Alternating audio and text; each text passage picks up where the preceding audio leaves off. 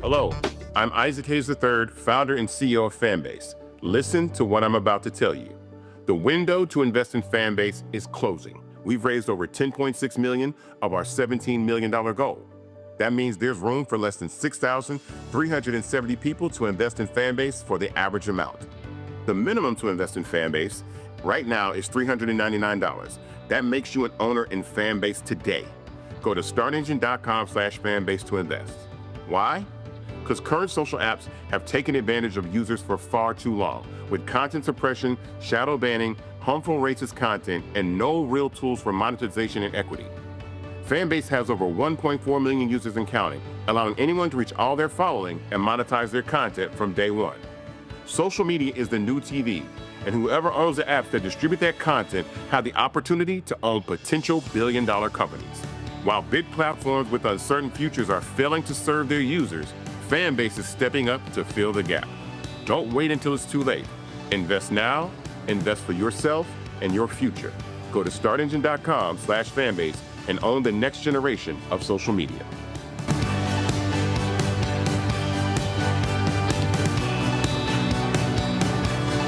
Folks, Black Star Network is here. Oh, no punches! I'm real revolutionary right now. Support this man, Black Media. He makes sure that our stories are told. Thank you for being the voice of Black America, Roland. Stay black. I love y'all. All momentum we have now, we have to keep this going. The video looks phenomenal. See, this difference between Black Star Network and Black-owned media and something like CNN. You can't be Black-owned media and be scared. It's time to be smart. Bring your eyeballs home. You dig?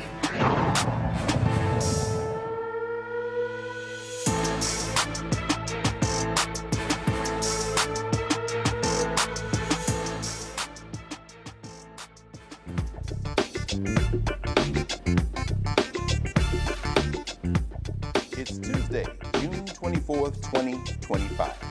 I'm Greg Carr, sitting in for Roland, who is giving a speech in Syracuse, New York right now.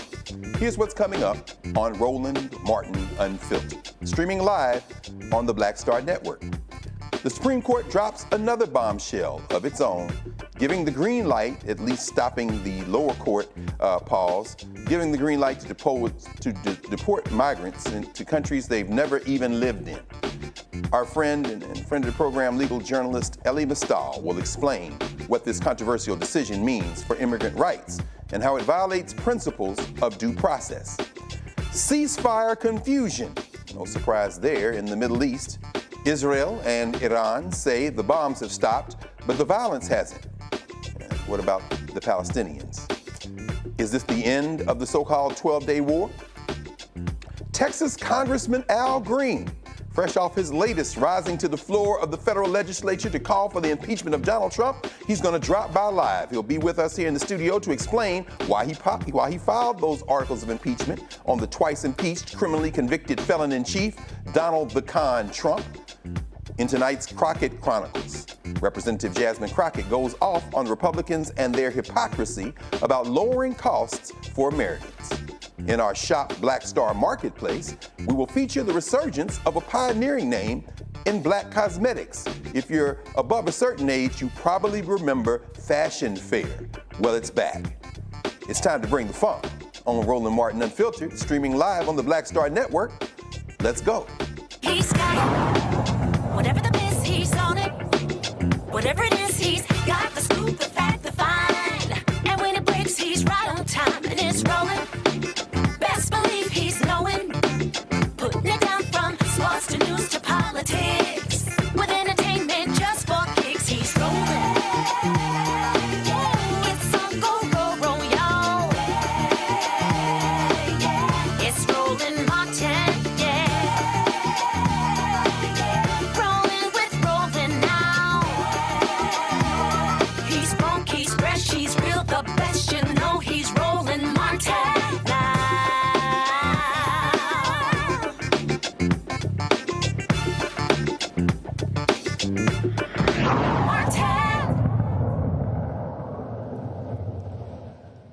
The United States Supreme Court has just given Donald Trump and the Trump administration, particularly his immigration czar, Stephen Miller, that racist, a significant win on immigration. Now the government can deport migrants to so-called third world countries without giving them a heads up, a chance to call a lawyer, or provide an explanation as to why going back to the countries they are from could be dangerous. We're talking about people from places like Myanmar, Cuba, and Vietnam.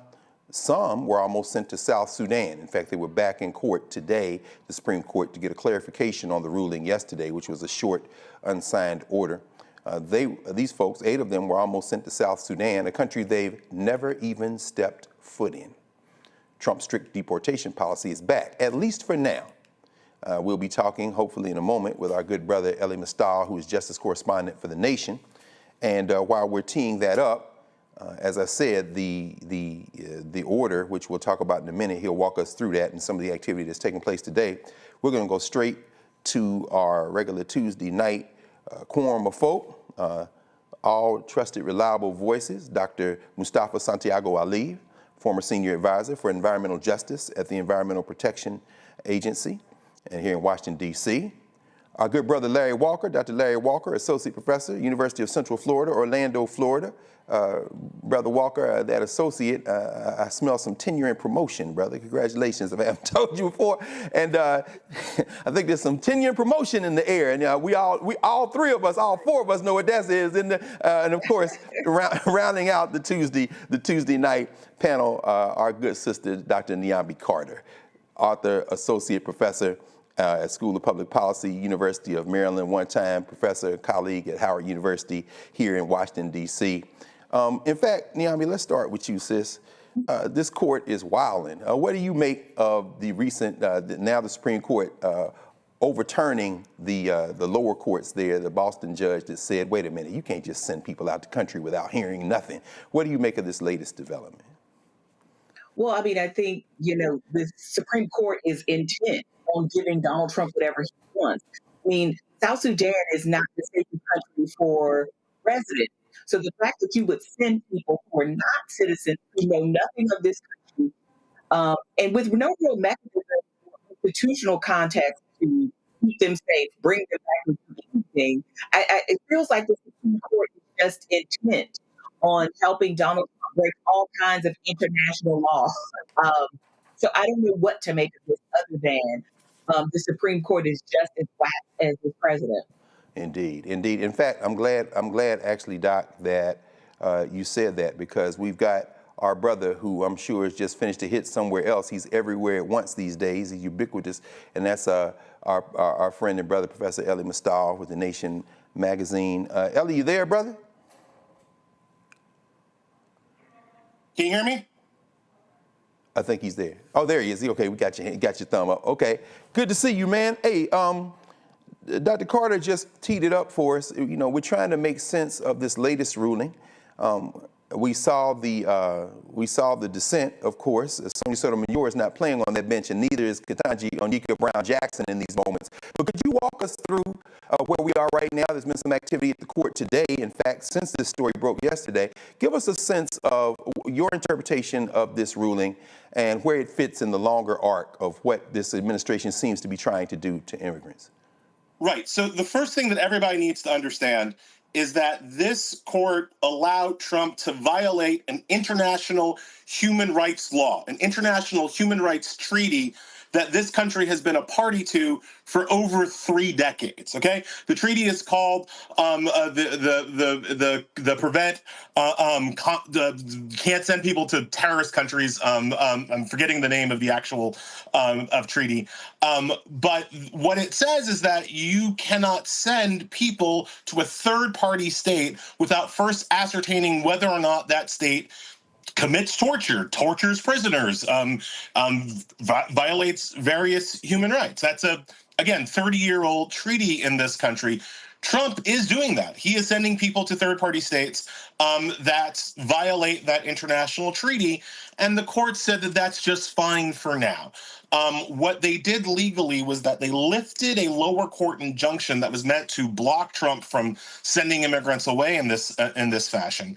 And they lifted that while saying that sometime later, sometime in the future, they might decide on whether or not Trump's actions are legal. So, 2 or 3 years, there's a good chance that at least 2 of the Republicans will come around and be like, actually, we shouldn't send people to countries where they're going to get tortured. But in the meantime, Trump can send people to countries where people are going to get tortured because they lifted the lower court injunction on what he's doing. And this is what the Supreme Court has been doing all throughout the Trump administration. As many of the viewers of this program knows, Trump gets defeated all of the time in lower courts. He gets defeated in front of Republican judges and Democrat judges. He gets defeated in front of Obama judges and Biden judges and Reagan judges and Bush judges, and even sometimes Trump judges. Trump gets defeated, loses in the lower courts like the Jets lose football games, all right? But the Supreme Court comes in after the fact and basically reverses those losses, lifts injunctions, lifts the things that were meant to stop Trump, and doesn't agree with what he's saying, but they say like, oh, we'll just decide that later. And in the meantime, Trump gets to have his policies and continue his terror campaign against immigrants. Let's go down that road a little bit. Elie, like you said, they continue to lose at lower courts, and of course you've probably already talked about this, the whistleblower that over the Department of Justice is saying that Emil Bove was out talking bad in these email streets, talking about we just ignore the law, just defy the law and see what happens to us.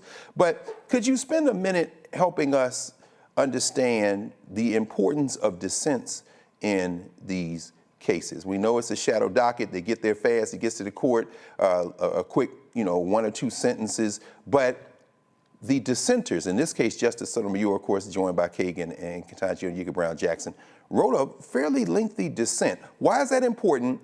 And what's the difference in terms of how she's interpreting the law and how they are interpreting the law between that and the majority? Well, first of all, Sotomayor and Jackson, they're interpreting the law. The majority is not. Like that's the liberals are interpreting the law. The Republicans are trying to figure out how to allow Trump to get away with it. That is the key kind of intellectual difference between the two sides. That's the difference in their project. The Supreme Court on the Republican side, there are times where they're not even pretending to interpret the law. They're not even keeping up the appearances of having a real legal foundation for what they're doing. They're just kind of saying, well, Trump's the president and what can we do? Well, a lot. And that's gets to your question. That's what the dissents are doing. They're saying there's a lot that we could be doing. There are various ways that we could be stopping him. There are various legal codes and ethics and statutes and precedents that we could be using right now to stop, again, the terror campaign that Trump is on. But the majority of the Republicans won't agree, won't enforce those principles and statutes and precedents, right? In terms of legal value, nothing. The dissent has no legal importance. The reason why people spend a lot of time writing them, and the reason why they're so important, is that they are what future generations will look for. They are what when these cases eventually get overturned, people will point to these dissents and say, like, actually, it's the dissent that was right. The majority got it wrong, but there's already a record for how we should have interpreted this law or that law. Republicans, they love to point out the one dissenter in Plessy v. Ferguson, right? The one dissenter who said that separate but equal wasn't equal. Republicans quote that guy all the time. Like, see, not all of us white people were wrong. There was one guy, right? So, like, that dissent has, like, stood the test of time. There are others. But that's why Sotomayor, Jackson, and Kagan write them. They also do a thing, and I think that in this moment it's critically important. They give the media talking points for how to understand these Republican rulings and attack it on a different scale, right? A lot of people, they don't have legal training, that they haven't been following the cases closely, but when Jackson or Sotomayor or Kagan writes a really clear or really strongly worded dissent, it alerts everybody else, all the non-legal media, that, hey, something is rotten here. Something is, at one point, Sotomayor called it the stench of the Supreme Court. The stench is pretty pungent here. And the dissents sometimes alert the larger media to the fact that what the majority is doing, what the Republicans are doing, is not something legally that they should be allowed to do. Absolutely. Well, before we go to Mustafa and Larry, I want to ask you one final question.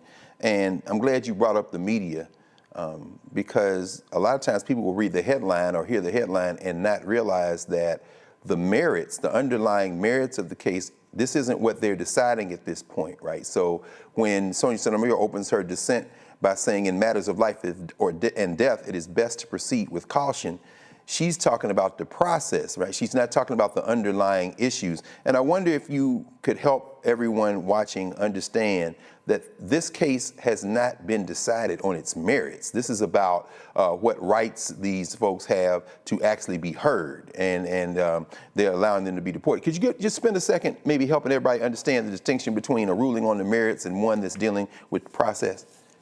Yeah, so the best way to understand it is that the law is super complicated, right?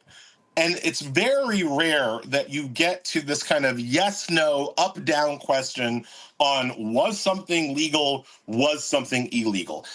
Courts, I would say, sometimes go out of their way to avoid answering that question and instead answer the question, was this done in a legal manner? Was the process we used here correct? Because if the process we used here was correct, then a lot of times we don't even have to get to the question of whether or not the underlying thing was correct, right? Like that's the kind of lawyer's way of wiggling out of some morally and ethically challenging decisions.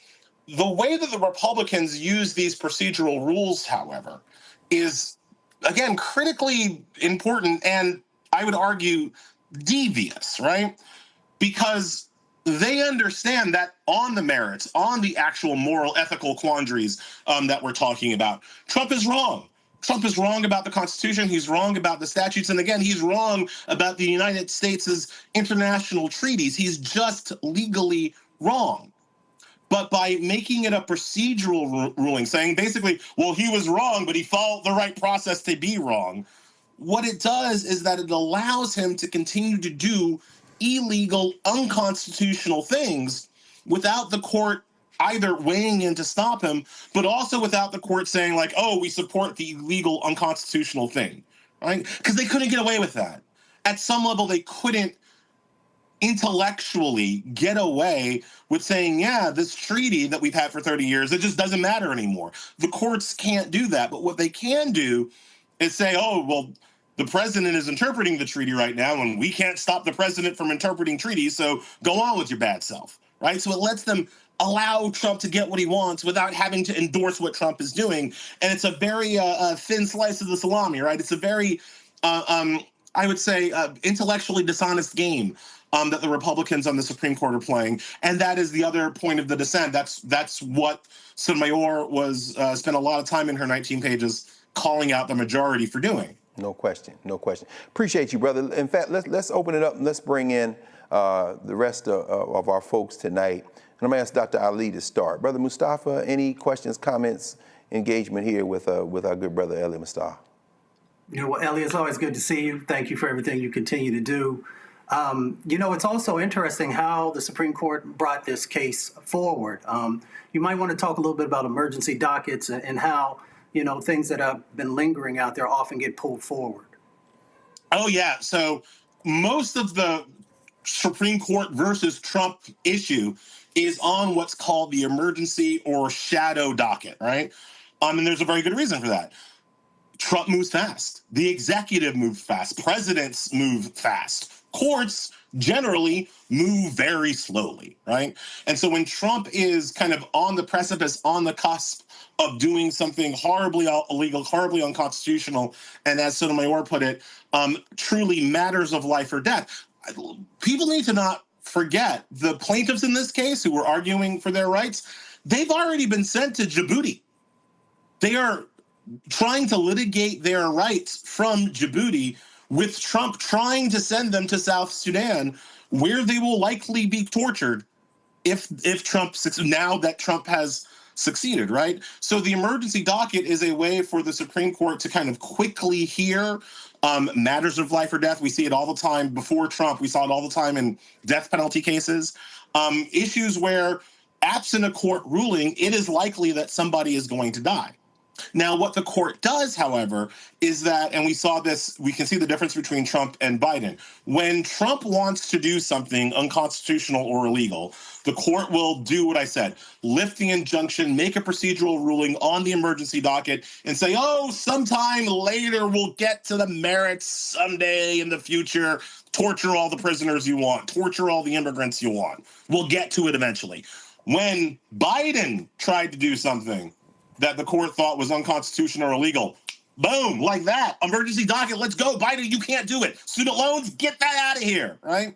So the court literally acted with more alacrity, with more quickness, with more speed when it came to preventing Biden from providing student debt relief than it is when it comes to preventing Trump from sending immigrants off to be tortured. Thank you, Mustafa, for asking that question. I feel like we're getting a whole law school segment in 10 minutes here, which is excellent. That's why there's a Black Star Network. So that is excellent. Dr. Walker, Brother Larry, anything for our brother Eli? Yeah, sure. I want to talk a little bit about this idea of leaving people nationless, and you touched on that a little bit. And I guess for me, the bigger question is what's happening to these individuals wherever they're sent to countries that are not where they were born. And like I said, this idea of being nationless, what are the long-term implications when it comes to him being, we look at the UN and policies and procedures relating to individuals in terms of humanitarian aid, support, recognition of individual from different nations, and the importance of treating each person like a human being. What does this mean for you think long-term in terms of the United States essentially kind of be, seen as this kind of bastion of what democracy and fairness is supposed to be, but this is the complete opposite of that, and what that means for countries in the future in terms of how they treat individuals that essentially are nationless?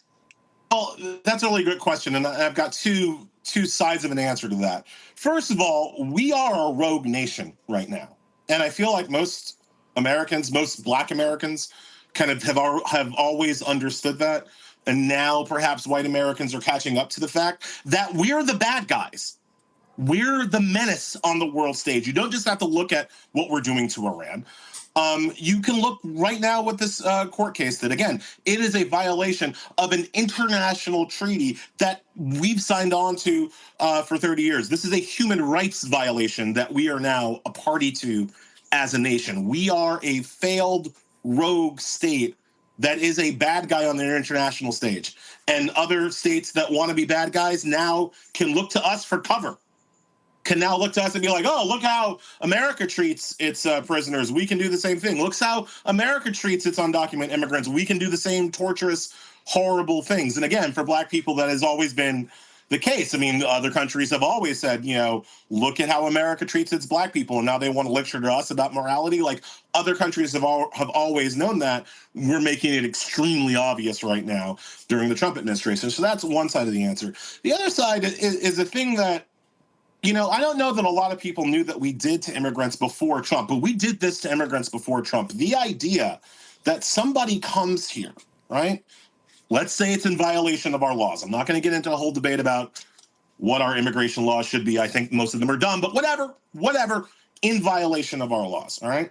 Now, the immigrant says, well, you can't send me back to my home country because if you send me back there, I will be killed. That is why I fled there in the first place. I was fleeing terror and violence. And the immigrant's claim is so good, is so reasonable, is so provable that the immigrant gets a judge to agree, an actual federal judge to agree, hey, guess what? We can't send them back. They'll be tortured and killed. And so then our government, and not just Trump's government, Biden's government, Obama's government, Bush's government, our government says, all right, well, we can't send you back to your home country because this judge says you'll be tortured. So we're going to send you somewhere else, somewhere that you're not from. You don't speak the language. You ain't got no family. We're not going to let you stay here, which is where you came to. We're not going to let you stay here where you have violated our laws. So the rational play would be for you to be punished here since we're the country that we're saying you violated. But no. We're going to send you to a random ass nation to be punished. Trump has added into the mix a random ass torturous nation, right? A random ass, El Salvador has developed an entire revenue stream around imprisoning and torturing illegal immigrants. That's part of their GDP now, right? And South Sudan is not far behind. So it's like when America has too much garbage and we try to find another country that's going to take our garbage. Instead of dealing with it ourselves, we pay somebody else, because that's what America does, to take our garbage, right?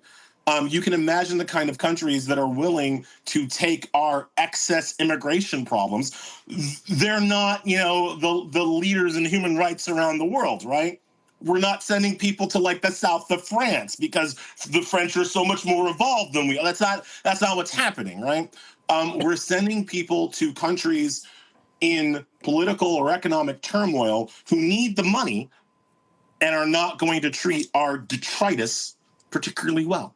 Yes. And that's what's happening, right? And that's what people need. That's where I think some of the moral outrage has to come from what we're doing. If this person has established that they can't be sent back home because they're in too much danger, why can't they stay here? And fine, stay here in jail, stay here in whatever stupid thing that we're going to do.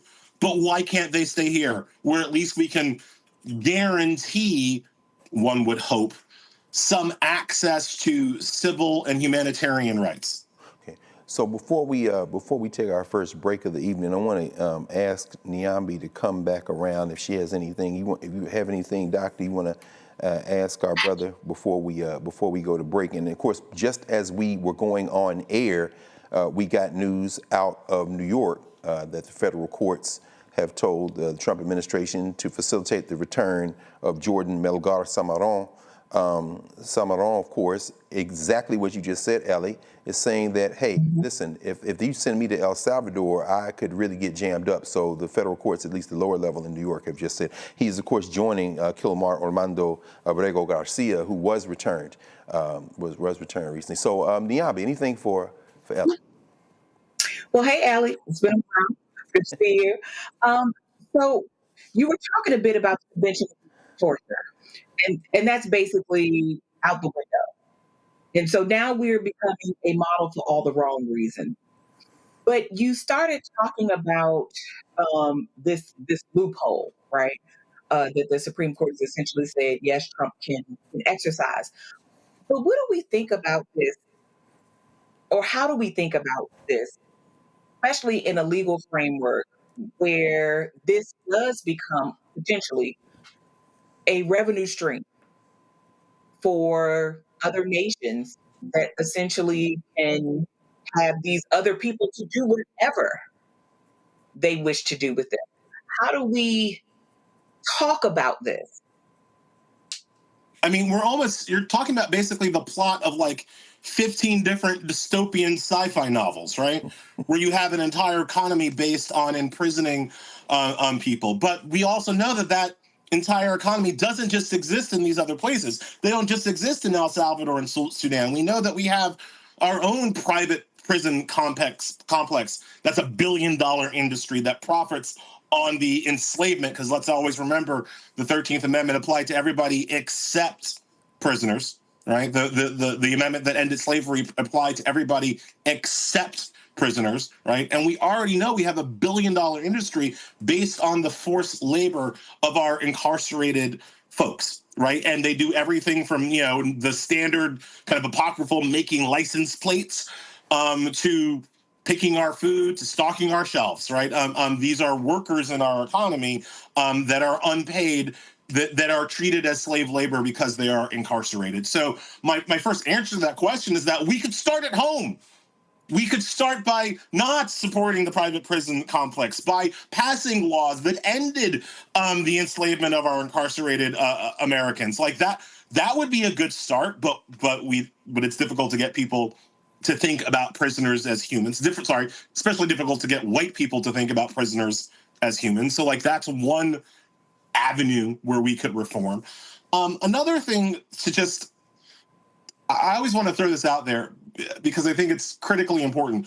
When you are a lawyer and your job is to find a loophole in an international human rights treaty, that's a pretty good indication that you're working for the bad guys.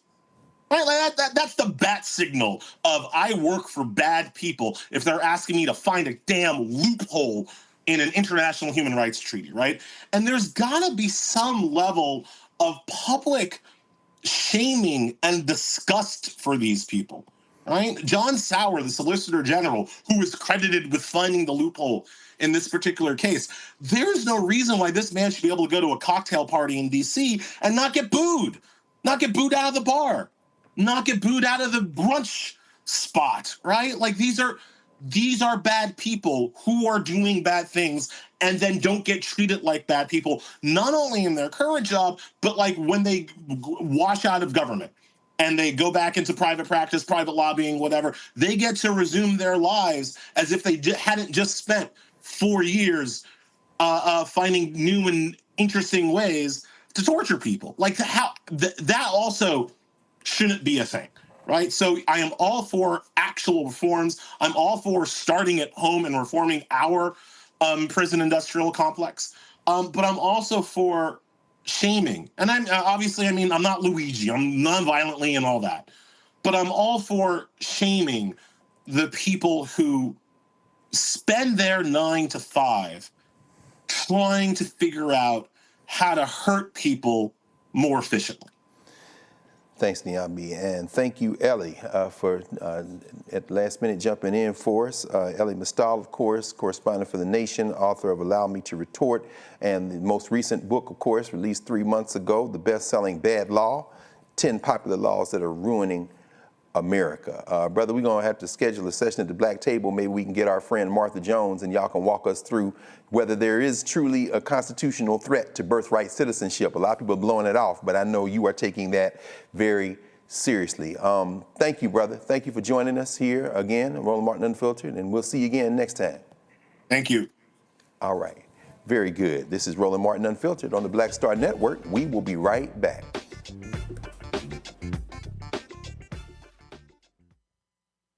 On the next Get Wealthy with me, Deborah Owens, America's Wealth Coach, the wealth gap has literally not changed in over 50 years, according to the Federal Reserve. On the next Get Wealthy, I'm excited to chat with Jim Castleberry, CEO of Known Holdings. They have created a platform, an ecosystem to bring resources to Blacks and people of color so they can scale their business. Even though we've had several examples of African Americans and other people of color being able to be successful, we still aren't seeing the mass level of us being lifted up. That's right here on Get Wealthy, only on Black Star Network. This week on the other side of change, Juneteenth. It's a day about Blackness. It's a great day about freedom. It's also a day about talking about justice delayed. And we are not in the business of justice being denied to us. So stick around. And we're going to talk all about the case for reparations. The push for reparations is not just an economic project, it's a moral project. So if we want to live up to the ideals of this foundation, then reparations has to be something that we pursue. Only on the other side of change on the Black Star Network.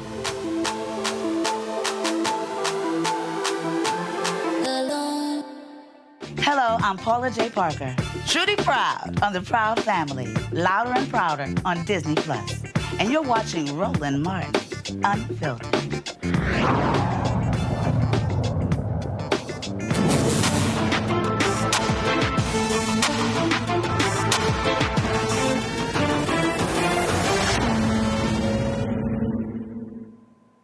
Texas Congresswoman Jasmine Crockett did not hold back during today's DOGE Committee on Oversight hearing, where she criticized the agency created, well, it said it was created to help Americans for its failure to do so. Let's check her out. You know what? It's interesting because we sit here in the Department of Government Efficiency Subcommittee, and the most inefficient thing that we have done since we have had the invention of this nonsense was the fact that we have decided that we will not do accountability or oversight over DOGE because we have failed to bring in the person who actually runs DOGE. In fact, we have decided, or actually y'all decided, that we wouldn't even debate why it is that we should or should not subpoena Elon Musk. In fact, y'all are just trying to get rid of the musky smell because it wasn't working out very well for you. And now you want to pretend as if you are coming in here to do exactly what your constituents want you to do. But the last time I checked, y'all didn't want to go talk to your constituents, because if there was one thing they were complaining about, it was Elon and it was DOGE. You didn't want to hear those. And listen, if I had time, I would run the tape, but I only got 5 minutes because there's plenty of video footage of all of y'all getting your butts handed to you when you went home and people told you how they felt about DOGE. So let's talk about it for a quick second. Americans are looking for help, but instead of offering it to them, the Republicans have unleashed the most aggressive attack on the working class families in American history. And they have been excited to do so. In fact, they are here today arguing to make all the chaos, confusion, and destruction caused by DOGE permanent. They want hungry kids to be permanent. They want sicker Americans to be permanent. They want homeless veterans to be permanent, shuttered hospitals to be permanent, disrupted Social Security benefits to be permanent. They sold out their constituents to give permanent tax breaks to billionaires, and they're doing it. And now they want to have a victory lap, celebrating the pain of their constituents. So, Ms. DeVito, let's go through some of the things that the Republicans have done to see if they're helpful or harmful to Americans. Helpful or harmful? Stripping health care away from 16 million people. I would say harmful. Laying off hundreds of thousands of federal workers. Harmful. Disrupting or delaying federal services such as Social Security. Harmful. Medicaid. Harmful. SNAP benefits. Harmful. Cutting billions from agencies like NIH. Harmful. EPA. Harmful. HUD. Harmful. FDA. Harmful. All right, seems like you understand the assignment. There's an entire agenda that is attacking the working class Americans from start to finish. And then the thing is, they told us that they were going to do this, but, you know, they pretended as if they knew nothing about the playbook that was laid out by good old Heritage Foundation. All of this talk about lowering costs and reducing waste is absolute BS. Their agenda is about one thing, making the federal government so weak that they can exploit it for their personal gain. They're stealing your data to help their companies. They're taking away your health care and food assistance to fund tax cuts for billionaires. Their agenda is pro-disinformation, pro-obstruction, pro-greed, and pro-exploitation. If you didn't know, that's what DOGE actually spells out. D, disinformation, O, obstruction, G, greed, and E, exploitation.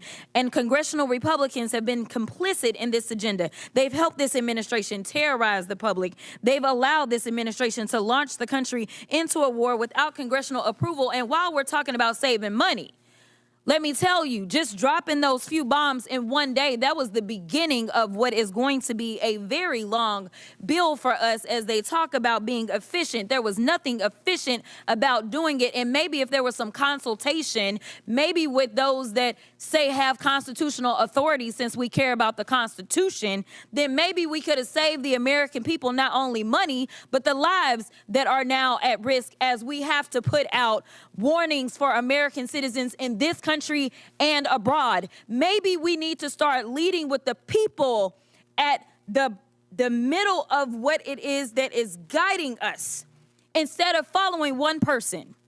The reason that people like me say things like y'all are in a cult is because somehow people are abdicating their duties and abdicating the very people that put them into office. But I got 30 seconds.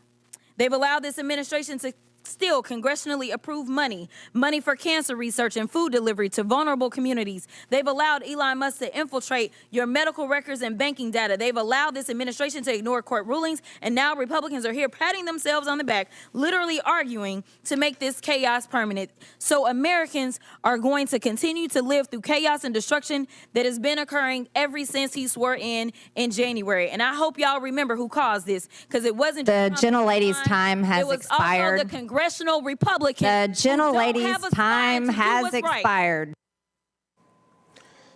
All right, there, let's cut that now. We don't need to hear the Congresswoman from WrestleMania, her voice at all. Dr. Ali, the brother Mustafa, you've been on that hill. You and Larry have been sitting behind these people as they are talking. What did we just see, brother? Walk us through what we just saw. Man, Congresswoman Crockett, she took everybody out to the woodshed and just let them have it. I appreciate someone who brings the receipts, but also really knows the impacts that are happening. Because you got a lot of people come up there, talk a good game, say they care about people, but they're not willing to stand up for the most vulnerable who are out there. And now the vulnerable is actually expanding across our country. You know, the reality of this situation is DOGE never was needed, because you had the General Accounting Office, you had Inspector Generals, of course, in each of these agencies and departments who have a responsibility to be looking at these types of things and pointing out where there was inefficiencies. And the other part of it is you never heard Elon or the rest of that crew come back and talk about folks who got contracts over $500 million and up. Because if you really want to look and see where, you know, there are some questionable actions that are happening, that's where you need to start. On the defense side of the equation, where anyone who spent any amount of time in Washington, D.C. knows that there's huge amounts of money that goes into that space, both dollars that are seen and unseen. It's interesting. Like you say, policy wonks, people do deep dives and get into the weeds. But I tell you, Dr. Carter, I tell you, Niambi, the gentlewoman from Texas seems to be getting stronger. I mean, she already started at a high level, but her ability to kind of parse data and stitch it together with some compelling kind of rhetoric, put a few good zingers in there, but keep it at a very high level. It just seems like she's getting better and better at this with every hearing. What's your interpretation of those 5 minutes and 8 seconds we saw there? Well, look, Jasmine Crockett is an attorney. She's a very smart woman, and she came there to do her job, unlike most of her colleagues. And I think that's something that she's pointed out over and over again.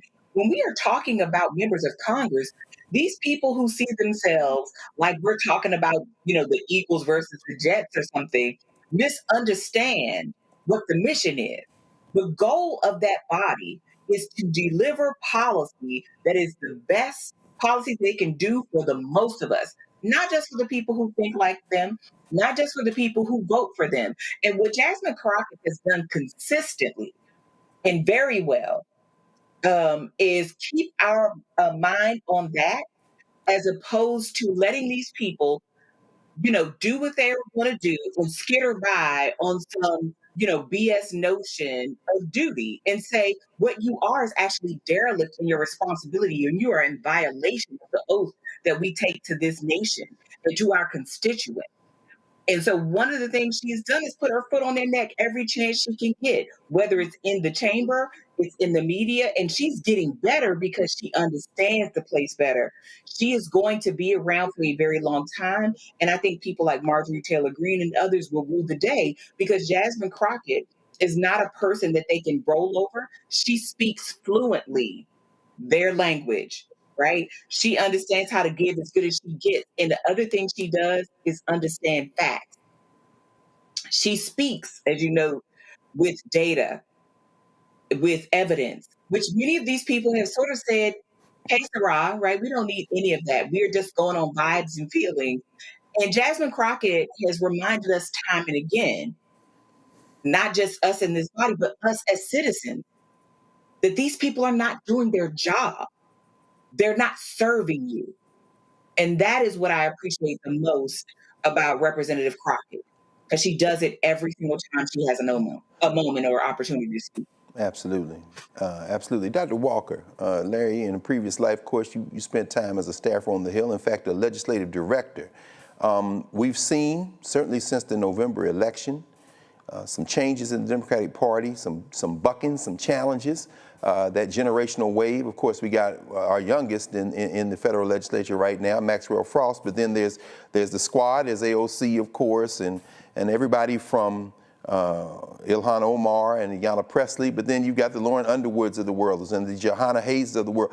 It seems as if Jasmine Crockett is emerging as a very potent mix. I mean, she's a generational kind of figure. She's part of that insurgency. We saw what happened at the top of the Appropriations Committee, where they were trying to, Oversight Committee. We saw that kind of tussle for power. And of course, now that congressperson has made transition, so there's gonna have to be a replacement. Larry, what should we be looking for on Capitol Hill, certainly over the next election cycle or two, in terms of Jasmine Crockett and how she's positioning herself? And what do you imagine might unfold in the career of Jasmine Crockett, and why should that be important to us? I think this is a really important question. I think my colleagues got to it. She's an exceptional communicator, and particularly when you're in the minority, you need that. I think one of the good and bad things about Capitol Hill is seniority. Mustafa and I both know this very well. It works because there are a lot of Black folks who otherwise wouldn't become chair. But the challenge is that it's not necessarily merit-based, and you have to kind of wait your turn. And you see with some of the people that you talked about, Congresswoman Crockett, AOC, Congressman Frost, who is my congressman, these individuals who, like I said, who are excellent communicators, are in many respects being forced to kind of wait their turn. And so you do see this generational push, whether it's members of the CBC, CHC, among other, some of these other caucuses, for a new generation of people who have seen what we've seen a couple months ago with the election of Donald Trump for a second term, are realizing that we need a paradigm shift. And so the old guard, while recognizing we're in challenging times, is not going to easily give up power. And so it will be very interesting as we go into the next midterms. And if the Democrats do take back the House, and, Hakeem Jeffries becomes the first Black Speaker of the House, are any of the foundations going to be shaken? And I'm not really sure, because once again, like I said, regardless, this is all focused on seniority, whether you talk about the House or Senate. But Congresswoman Crockett, like I said, is an exceptional communicator. She's really good, not only for the Democrats, but for the House. The other thing I want to acknowledge, Dr. Carr, is that her voice, whether she's on X or Instagram or TikTok, there are people who may not otherwise be politically engaged are seeing her videos. Yes. And this could have a long-term impact in terms of encouraging other folks from minoritized background, particularly Black women, to run public office. Yes, yes, absolutely. Well, there's a ray of sunshine here at the beginning of summer, so we need to continue to stay tuned. That's a good point, Larry. I mean, she's certainly drawing attention, and the substance is there as well, so a potent combination. We're going to take a break for a moment, and when we come back, we'll talk about what's going on in the Middle East. Roland Martin Unfiltered will be right back here on the Black Star Network. This week on A Balanced Life with Dr. Jackie, we're talking faith, family, and fatherhood, from rebellion to rebuilding. Each of us has different things in our toolkit that we need to look at to determine how to establish a way forward. I know going forward is not easy, and most of you, like some people, don't like change. But as we talk about it, we grow together, we love together, we live together, and we laugh together. It gives us an opportunity to discover how to set the pace for what comes next for a healthy, happy, and whole life. There has to be consistency in their lives that show that you care, for them to know that you're listening, and then that builds trust. And then once you build the trust, they'll begin to open up because you have become their safe place that they have been seeking. That's all this week on A Balanced Life with Dr. Jackie here on Black Star Network. Next on the Black Table with me, Greg Carr, a very different take on Juneteenth with the one and only Dr. Sunyata Ahmed.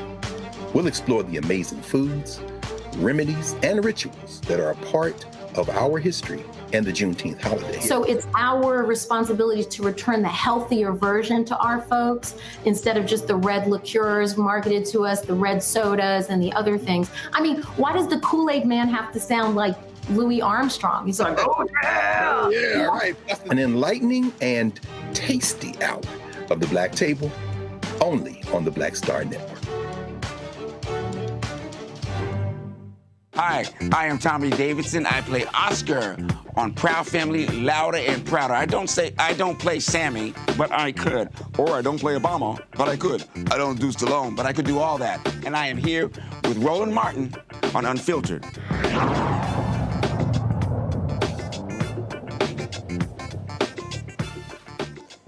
Welcome back to Roland Martin Unfiltered here on the Black Star Network. Remember to support the Black Star Network. View across all podcasts and YouTube and all of the platforms, and make sure your financial contributions is what makes it possible for us to be on the air. All right, let's turn our attention to potential World War III. There's a lot of uncertainty right now whether the ceasefire in the so-called Middle East will be upheld by Iran and Israel. After the deal was brokered, rockets were still flying, both sides blaming each other for breaking the agreement before it even had a chance to hold. Looking here, the Iranians celebrating ceasefire victory over Israel. The UN chief has weighed in again, saying that Iran and Israel must respect the ceasefire. Israel is saying now diplomacy will happen soon, whatever. Bibi Netanyahu is very good at starting wars. Senator Bernie Sanders has said that Netanyahu should not be dictating U.S. policy. We've been seeing a lot of that. And of course, Donald Trump just landed overseas at the NATO conference, even as his own people are saying that they did not destroy Iran's nuclear program. In fact, maybe just set it back a couple of months, but they're scrambling now to walk that back. Trump's taking direct aim, in fact, at both governments. I think we might have some sound there. While both Iran and Israel, there he is. Let's pause here and listen to Donald Trump as he continues to devolve before our very eyes. Israel says that Iran violated the peace agreement and the ceasefire agreement. Do you believe that Iran is still committed to peace? Yeah, I do. They violated it, but Israel violated it too. Are you questioning if Israel is committed? Israel, as soon as we made the deal, they came out and they dropped a load of bombs, the likes of which I've never seen before. The biggest load that we've seen. I'm not happy with Israel. You know, when I say, okay, now you have 12 hours, you don't go out in the first hour and just drop everything you have on them. So I'm not happy with them. I'm not happy with Iran either. But I'm really unhappy if Israel's going out this morning because of one rocket that didn't land, that was shot, perhaps by mistake, that didn't land. I'm not happy about that. You know what? We basically have two countries that have been fighting so long and so hard that they don't know what the fuck they're doing. Do you understand that? Well, maybe they don't know what they're doing, because if there's anybody in the world, if there is anyone in the world who is an expert on when people don't know what the fuck they're doing, it's certainly Donald Trump. This is just breaking here at the United Nations, Moscow. From out of Moscow, Russia says the United States and Israel violated the UN Charter with the Iran attack. It's very interesting to see what's going on now. China has kind of come down on the violation of the UN Charter side. Russia has done the same. France is kind of drifting that way as well. The UK stood up and saluted, of course, the United States. And Trump apparently sharing a message he got from the head, Mark Rutte, of NATO, cheering him on. But, you know, this thing is really continue to unfold in real time. And while both Iran and Israel have acknowledged the shaky ceasefire, no details have emerged about the terms of the deal or what concessions, rather, either side may have made. The Iranian foreign minister says negotiations won't continue unless aggression against Iran ends. And in fact, out of Palestine, a message has come, Palestinian authorities saying that they want a ceasefire as well. Mustafa, what do you make of these developments, not only in Iran and Israel, but in the region? And how does this play against the backdrop of what's going on globally, not just in the United States? Well, it destabilizes, right? Everybody's always talking about trying to find a way to stabilize what's going on in the Middle East. And these sets of actions are destabilizing, and they have ripple effects. So it puts all kinds of people's life in jeopardy, right? Both, you know, folks who are in, you know, the countries that are there, but also all across the planet. You now have, you know, you see people in heightened senses of alert right now in different facilities across our country, things that they often call as tier 2 targets. So, you know, they're increasing the security there, but you also understand whether it's the bases that are across the Middle East or in other countries are also now men and women are in harm's way. So, you know, when people don't know what they're doing, when they don't continue to invest in diplomacy and automatically just go to a military option, you're placing yourself in a very precarious situation. And once again, as we've said before on this show, it shows that these folks are unprepared for these significant situations that they'll have to make decisions about. Yeah, no question. I mean, you know, as you're talking there, the question of diplomacy, we know the Joint Comprehensive Plan of Action, the so-called JCPOA that Trump walked away from, that was negotiated in the Obama administration, of course, set the stage for this. Everyone is saying, including Tulsi Gabbard, which apparently, you know, she was shut out of the conversation on what to do a couple of days ago, is saying that Iran does not yet have nuclear capability, that they weren't on the verge. And Bibi Netanyahu, of course, has been saying that Iran is on the verge for the last 20-something years. So we know he obviously can't be trusted. Larry, thinking about this question then of where we are in terms of a peaceful resolution, even as it's being reported about an hour ago, Rosemary DiCarlo, the UN's Undersecretary General for Political and Peace-Building Affairs, told the UN Security Council today the truce is also an opportunity to peacefully resolve the Iran nuclear issue. Do you think that this can reach a peaceful resolution? I think it's going to be difficult because the United States is, you know, consistently, you know, whether it's disagreements between Iran and Israel or other nations, has at times, despite our troubling history, played, you know, kind of peacemaker. But it's hard to play peacemaker after you followed the lead of another country that, you know, attacked the nation unprompted. And I also, you know, Dr. Carr, this also in terms of the United States legitimacy as not as a superpower, but as a diplomatic entity throughout the world, right? I think that, you know, particularly the last couple months that, you know, you've seen the Trump administration and in many respects, you know, allow their actions to chip away at whatever capital the United States has. So, yeah, I think that, what we have here is this, less than 2 week of a period, allegedly, to kind of work some things out. But the other part of this is you've got to get Netanyahu to hold steady. And whether it's been Donald Trump or President Biden, neither one of those individuals seem to be able to say, even though they're capable of it, don't do that. And if you're not capable to have, if you're not, don't have the ability to prevent him from these major or minor skirmishes, then we're going to find ourselves right back in the same place 2 months, 6 months, 8 months, 2 years from now. So the United States has to show a steady diplomatic hand, and secondly, not contradict themselves by doing some of the things that we discussed a few minutes ago. And then thirdly, we're going to have Netanyahu to hold steady and not attack Iran again. Indeed. It seems incredibly unstable, but Netanyahu is very consistent. He's always going to start a fight if for no other reason he's trying to stay out of jail. So, Dr. Carter, I'm thinking about something that you gave a talk back in December over at Politics and Prose that I saw posted on the Wilson Center's website, of course, the eviscerated now Woodrow Wilson Center, where you're talking about how, these issues spill out over borders. It isn't just about countries and flags, it's about people. And with such a volatile situation in Iran and in Israel, but with a population in that region that transcends those artificially drawn borders, how could what we are seeing right now lead to, I don't want to say further instability, but how could it change even the politics of the region? The Yemenis, we've seen the Houthis, of course, and Hezbollah and Hamas, all of them getting support from Iran, but then China, perhaps. I mean, do they re-up the Iranians and their arms and their stockpiles? What are your thoughts on how this isn't just about Israel and Iran, but it's about people throughout the region?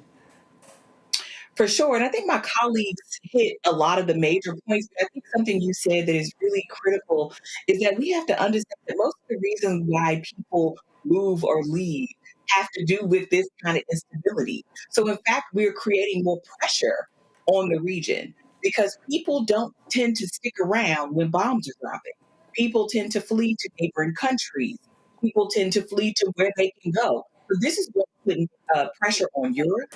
This is going to put pressure on other parts of the Middle East. And certainly, I think one of the things that the United States is realizing they'll never admit is that part of the reason that China is such a juggernaut is China moved into all those places on the continent of Africa, in the Caribbean, in the Middle East, that the United States basically walked away from and said we wanted nothing to do with. And it's not to suggest that China is more altruistic, but in terms of giving up ground, internationally, the United States did that all on its own. And when we look at what's happened over the last, say, 6 months, since Donald Trump has been in office, we've moved away from all sorts of international relationships that actually kind of held the world together. And none of us, and I think this is something we don't talk about enough, have lived in a world with no United Nations, no NATO, right? Like, we've not lived in that universe yet. No World Health Organization. We're experiencing it now. And so I think whether we're talking about Iran or any other place, one of the things we know is that part of the reason why Iran is here is because of U.S. intervention and because the U.S. really participated in creating the conditions for Iran to look like it does now, for Iraq to look like it does now. And it's sort of like we tried to semi-subscribe to the you break it, bought it kind of philosophy, but we've never actually invested in that region because we view it as instrumental to our own ends. So I think we're going to create a situation where people will be flooding to other nations, these other nations will need more assistance. And we are doing all of the things that seems to be contraindicated by the politics that Donald Trump espoused. Yeah. So it's going to require more international cooperation, not less, to manage the fallout. Okay. All right. Well, that I got another history lesson there, and that is important. I'm being told we're going to forego the break and go straight now to our conversation. Is that right, Carol?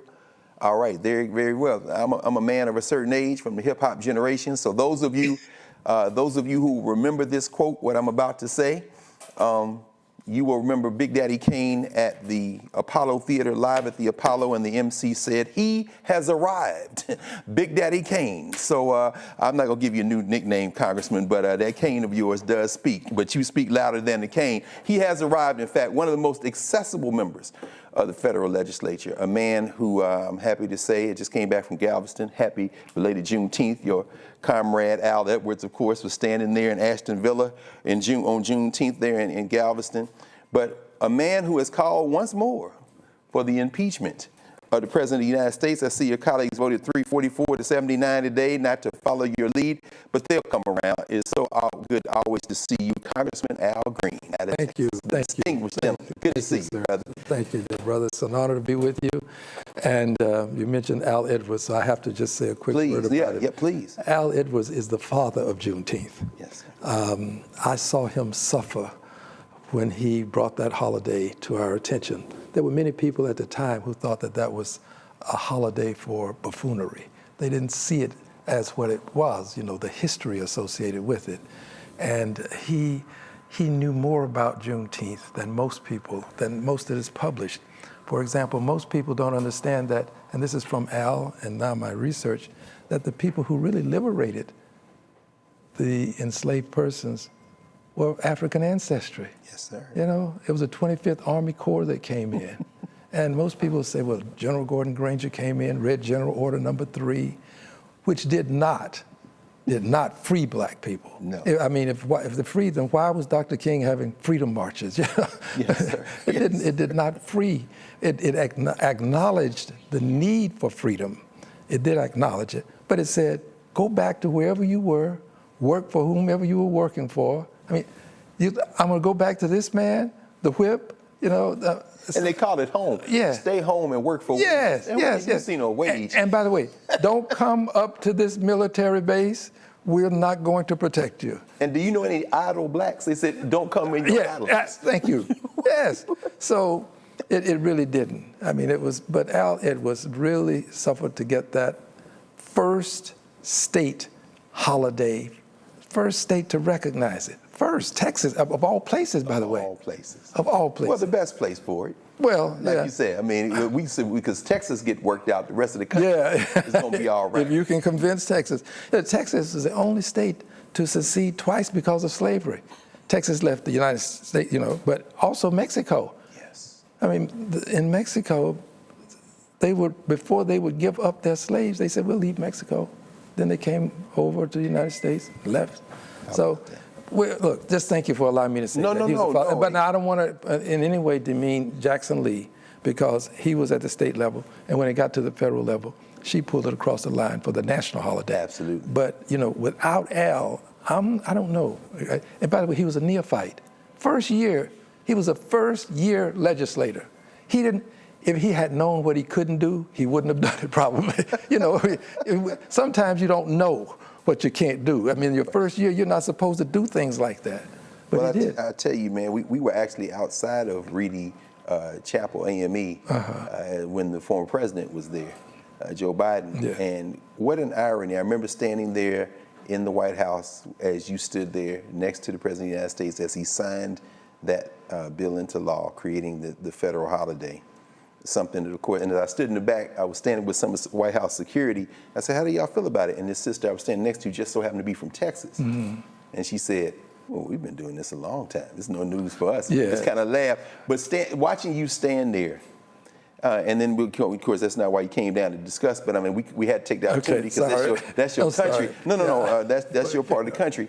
How important is it for us now in this corridor between June 19th and July 4th to use this time to really think about the possibilities of what this country can be, how far we've come and how far we have yet to go? But that's interesting, isn't it? That June 19th to July 4th now can be transformed in terms of us really having that conversation. Well, I think that you're right. That's a time for us to do more than celebrate. I think the celebration is good, but there's some commemoration also that has to take place. And I regret that in too many places it has become, you know, go out and buy your Juneteenth mattresses, big sale, half off Juneteenth mattresses, that sort of thing. I do think that it merits more than simply saying we were liberated, we were freed. We need to talk about the lives of the many who were not. And I think that leads us into August the 20th, which is Slavery Remembrance Day. Yes. We have to commemorate the lives that were sacrificed for 240 plus years. In 1956, Congress awarded a Congressional Gold Medal to the Confederate soldiers, the enslavers. Surely we can do that minimum. But their lives have to be appreciated and respected. And I'll be quite candid with you, until they are, we won't get the respect that we merit, because our ancestors are not being respected in this country. That's right. We won't. And people who want reparations, I'm one of them, we're not going to get reparations for people that are disrespected. We got to first make sure you respect them. And to respect them, you got to have a day to acknowledge. And now we've also legislation to make it a month, Slavery Remembrance Month. Here's what's interesting, and this is not to demean anybody, but we've had Slavery Remembrance Day up for a long time, and now we got month. Hip-hop remembrance just sailed right through the Senate. Just sailed right through. Now look, I'm glad it did. I not to demean it, but I just want those senators to know that there's more to us than hip-hop. I'm not in any way demeaning what happened. I'm celebrating, I'm with them, but let's get to our people whose lives were sacrificed to make America great. It's a great country because you had 246 years of free labor. That's right. Free, and if you're in this country, you're benefiting from it. No question about it. Well, Congressman, we all watched. No. We all watched Wrapped, and when we go to the panel, I know that there's going to be some questions folks are going to ask you about this. We all watched you once again, rise to the floor of the House and bring this issue before not just the federal legislature, Mr. Speaker, before the Congressman, but we're going to play it, and then maybe you can respond to it. We have the sound here. Oh, okay, very good. We're queuing it up now. So you can see yourself there. Those at home, if you haven't seen it yet, we'll show it again in a moment. Congressman, yes, this is the third time? Actually, it's the fourth. The fourth? Okay, go ahead. Walk us through. Well, the first time was, of course, when the president was first elected, and he started to show that he was antithetical to people of color, to the religion of Islam, to persons who are associated with the LGBTQ plus community. And he was in a meeting in the White House, and he referred to the countries of Africa as S-hole countries. Yes, sir. You know, I mean, that didn't settle well with me. He referred to African-American football players as SOBs. You know, then he really did all he could to hurt anybody who would take a knee, as opposed to stand and put your hands over your heart. Well, so we brought articles related to his invidious discrimination. And the first time we received, I think, about 58 votes. So it went on from there. Second time and last time was 95 votes. And then thereafter, you build up so much momentum with this that at some point, the rest of Congress recognizes that this is what the people want. Yeah. And what the people want, we usually try to provide. And when that happened, then he was called for the impeachment as associated with phone calls that he made, trying to get people in Ukraine to do some dastardly deeds, for which Ukraine is still paying for. Yes, sir. And now this time, it really emanates from, I was working on articles of impeachment against the president and the vice president. And then he decided that he would bomb Iran without conferring with the Congress. And there was supposed to be today a briefing about it. No briefing. We have not been given any information about what happened from sources that are supposed to be able to give us the intelligence. Can we pause there, because lawyers are on all side of this issue. And we know the War Powers Act, of course, in the wake of the Nixon administration, is secret bombing in Cambodia. But you just raised something that we've heard reported, we've all heard it, but I don't know if we've spent enough time on that. Congress has the power, has the sole authority to declare war, right? Absolutely. And they can call it an action like they did, I guess, Korea or something, get around that. But no briefing? What's the precedent for that, Congressman? Has that happened before? I know of no precedent. I've only been there 20 years, so things. So Iraq War, none of the other I recall other briefings, and I don't recall having something as major and significant as this, and we get no briefing. I think that, as you know, this president is always trying to keep things from us because he doesn't want his image soiled, and we will take him to the carpet, as it were. But so we didn't get this briefing, but he took us to war, and he not only did he not brief us then, but he hasn't briefed us now, and this is clearly a violation of Article 1 of the Constitution, Section 8, Clause 11. It's a violation. And you mentioned the 1973 War Powers Act. Nixon was doing all these things without telling people. So we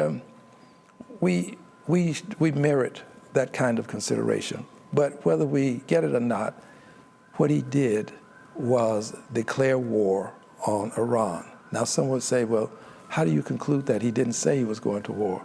Because if someone bombs a facility in this country, we conclude that that's war. Absolutely. And we have gone so far as to say that people who are coming here from another country, people who are coming and they're saying they're committing all these kinds of crimes. They've said that they're engaged in war against us. We're quick to use war when it's someone else, and slow to use it if it's us. But the truth is that was war, and that merits impeachment. I don't see, when the courts can't control him, he defies federal court orders, including the Supreme Court. When he can deport people, from the country, push them out of the country without due process, do you really want to give him and let him think that he now has the power to take more than 300 million people to war on his own volition? There has to be checks and balances. That's why we have Article 1, Section 8, Clause 11 of the Constitution, and it says Congress declares war. So it was very clear for me. Now, I'm not mad at anybody. I let people vote however they choose, but this was a vote of conscience for me. I tell you, man, the magnanimity is consistent. You're very magnanimous with these folk, man. You always keep it classy, as the young people would say. But I tell you, one of the most electric moments in the speech you gave in introducing this 5-page resolution came for me near the end, when you referred to the current governor of Texas, who is working overtime, trying to figure out how to gerrymander you out of your seat. And you said, I don't care. A couple of things really hit me. One was, you said, as you said, it's a matter of principle, whether it's me or somebody else. But you also stressed the fact that opposition will always rise. And if it's not you, it's going to be somebody else. Could you say something? Well, that's just the case. I don't know why the universe is constructed as it is, but it's constructed such that there will be another to follow, if not to join. And you can, it's almost as though that person is waiting in the wings and just, when will it be my time? And it works that way. People say that we didn't have leadership after Dr. King. I don't know. Jesse Jackson, that brother put in a lot of time. Andrew Young put in a lot of time. John Lewis put in a lot of time. There was leadership. Barbara Jordan. Yes, sir. Right there in Texas, Fifth Ward. Yes, sir. So I can't let it be about me, because it isn't about me. It is not. It's about the people that elected me. So I can't let my election supersede the needs of the people who elect me. If I do that, then I'm not being principled about why I'm where I am. So, by the way, I don't expect to keep getting reelected. I know that they're going to eventually.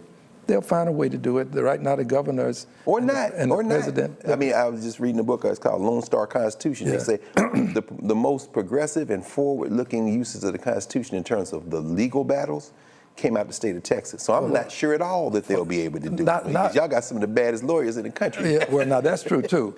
But not only out of the state of Texas, but out of Houston, because yes, sir. It was in Houston where we were having white primaries. Yes, sir. And Lonnie Smith, who was a dentist in Houston, he's the person who filed the lawsuit that went all the way to the Supreme Court challenging white primaries.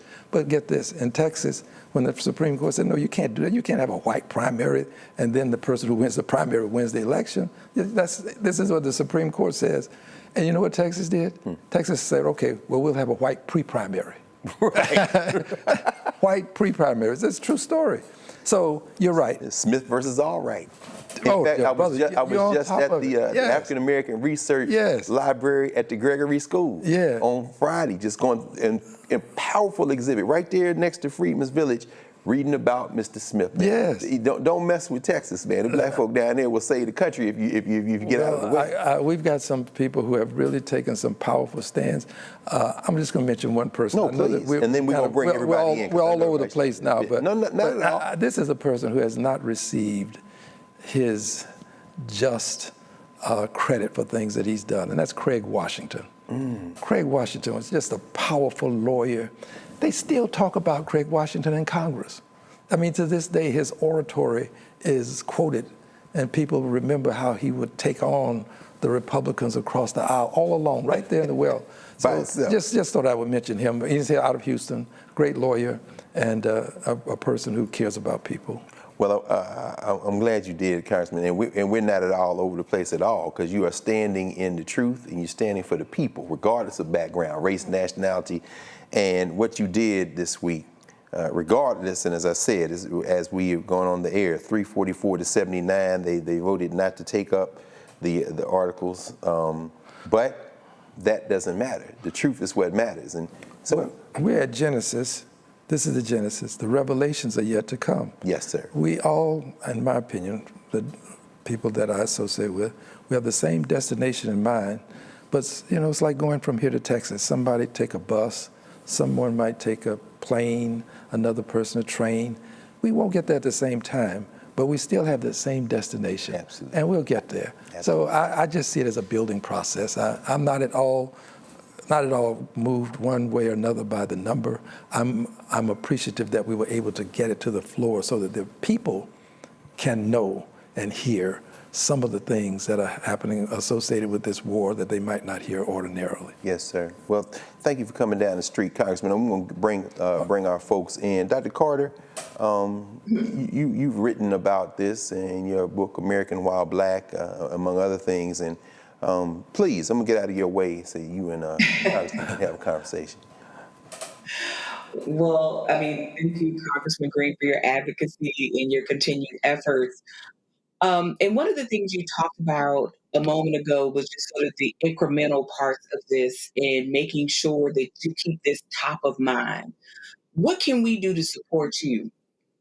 Well, thank you. I am a person who believes in peaceful protest, and I think we should promote it. This president uses his incivility to take advantage of our civility. We can't allow him to do this. We need people out protesting, peacefully protesting. I'm not saying damage any property, don't hurt any person, but peaceful protest is a means by which we get things done in this country. So I encourage it. I participate in it myself. I'm looking forward to marches that are already coming up on my calendar. So I believe in it. And then I would add this. I think that we have to step out of our comfort zones and talk to people who don't always agree with us. I have to do it of necessity because of the work that I do. I deal with people every day who don't agree with me. But you know, people come to lobby me for things that they know I support. I mean, I'm all over it. And we've got to step into some of those other offices, as other people will do, and come to my office and lobby and ask for things. So I think step out of our comfort zones and take our message to some additional people that probably wouldn't hear them otherwise. Dr. Larry Walker, please, for Congressman Green. Congressman, they want you to look at that one when you answer. Okay. Can't hear you, Larry. I think they got you. We're on mute. Can't hear Dr. Walker. Can you hear me now? Yes, sir. Oh, yes. Yes, sir. Okay, sorry about that. you touched on this. Members particularly of the Congressional Black Caucus, know the conscience of Congress historically. And I'm curious in terms of what you said this is the fourth time you introduced these, to seek the impeachment of the president. How do you want to be remembered historically? I never get that question. A lot of history left to be written up. I'm too busy trying to stay ahead of them to acknowledge that they're going to catch up with me, but they will. Just as a guy who really didn't belong in Congress, there is nothing about me that says that I should be in Congress. I'm serious. I stumbled into this. I didn't earn it. I really didn't. I stand on the shoulders of people who had 90-pound German shepherds to bite them and who had high-pressure water hoses to sting them. Loved ones went to jail, and some of them suffered. Medgar Evers right there at his front door trying to get in his house. Absolutely. So, I just remember that a guy who stumbled into Congress tried to do his best while he was there. And I've never thought that I'd be here this long. I always figured they would kick me out long before now, because as they see me, I'm a contrarian. I see myself as a liberated Democrat, unbought, unbossed, and unafraid. There's some people, no matter how much money they offer, I won't take it. I'm not going to send another dime to Israel. I'm not. Israel has killed, under the leadership of Netanyahu, yes, sir, they have killed too many babies. They have hospitals, roads, schools. The number of children who haven't had a day of school since this thing started. So I can't support that. And so people are going to come after me. AIPAC is notorious for coming after people who do what I do. But let them come. And I'll do the best that I can. But I will leave knowing that I never sacrificed my principles to get a vote. I'm not going to do that. And I just remember that I stumbled into it and I did the best I could. Absolutely, absolutely. We got a quick question from Dr. Ali, Dr. Mustafa Santiago Ali, for Congressman Al Green. Yes. Well, Congressman Green, it's good to see you. And thank you for standing and never bowing, which is important. I met you, good gracious, almost 20 years ago when I was working for John Conyers. And at that moment, I heard you speak about the people and the importance of serving the people. And I'm curious about, you've been doing this for a while and you've been doing it effectively. How do you take care of yourself? And what would be your message to others who are out here fighting as diligently to make real change happen? Well, thank you for being so kind. And Mr. Conyers was a wonderful congressperson. He got a raw deal. There's so much to be said about that. H.R. 40, John Conyers was the guy. He was on top of it, chairperson of the Judiciary Committee at one point in his life. I appreciate your thinking that I take care of myself, but my doctor tells me that 4 and 5 hours of sleep a night is not enough. I wish I could tell you that I had the best diet. I try to eat a lot of vegetables, but I don't. I enjoy fish and fowl. So I can't really advise a person on the best way to maintain yourself. I have just been blessed. God has been good to me, and I'm trying to do the best that I can to repay the favor. But here's what I would say to a person. I believe that in our life, we should do as best as we can to not allow cliches like live and let live to become a reality. I don't believe in live and let live. I believe in live and help live. Live and help. Live and let live means you go your way, I'm gonna go mine. Sorry if something bad happens to you. Just that's the way life is. No, I think we can help people to avoid things that can hurt them. So I have a live and help live philosophy. I don't believe that we should decide that we are going to tell people what they must do. I try to lead by example. I didn't ask one person to vote for the articles of impeachment. Yes, not one. And yet 79 or 78, I try to just be a good example. Yes, sir. This is what I believe. And if you think it's a good example, then come along with me. And if you don't, then do what you need to do. So my philosophy is kind of simple. Don't live and let live, live and help live, and try to lead by example. It's better to see a sermon than hear a sermon, Yes, sir. Try to be the sermon that you hear. Yes, sir. My grandfather was a preacher, by the way. Well, that's clear. He passed that on to you. From the Texas Ninth, elected by the people of the Texas Ninth, but representing all of us and our common humanity, the great Al Green. Congressman, thank you for always being here with us. Brother. Love and happiness. No question. For the good times. Let's so stay tired together. Of being alone. Let's stay together. All right. We're going to move now. Roland Martin is going live in Syracuse. He's about to speak. We're going to join it live in progress. There he is, resplendent in magenta and gold. Maybe it should be black and gold, Congressman Green, but that's all right. So we're going live to Roland now.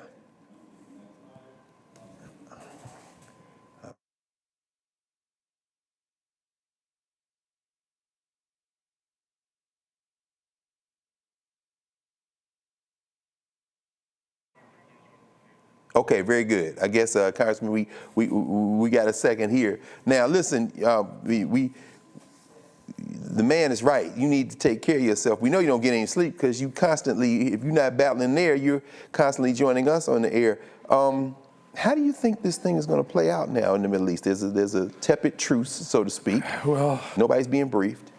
When you make more enemies than you kill, you're going to have long-term problems. And all of those babies who are fatherless now, yes. Are we asking people to divest themselves of what God has given us to protect ourselves? That's memory. Memory is there for a reason. Yes. And I'm not wishing that any of this would happen. I'm giving you a perspective that we don't hear a lot, I think. And that is that these thousands of babies that are still alive but who've lost brothers and sisters and fathers and mothers, I don't know that you can say that that's just going to evaporate. I just don't see it. And I think that what we have done, meaning our working with Mr. Netanyahu, Mr. Trump and Netanyahu, is convince a lot of people that you need a bomb. Yes, sir. Yeah, I think a lot of people are going to say, I'm going to get me one too. Yes, sir. Yes, sir. Well, I tell you, that may be the most important thing we need to be paying attention to is the fallout coming from this. So, all right, we're gonna take a break here in a moment. We're here on Roland Martin Unfiltered, live at the Black Star Network. And I'm being told, thank you, we're going back. Roland Martin speaking there for the NAACP in Syracuse, New York. We're going right to our brother, Roland Sebastian Martin. Information. And we launched the show, we launched 4 shows, and understand, again, what happens when you do the work. When we were in Chicago for the Democratic National Convention, when you reach a certain level, YouTube assigns you your own person.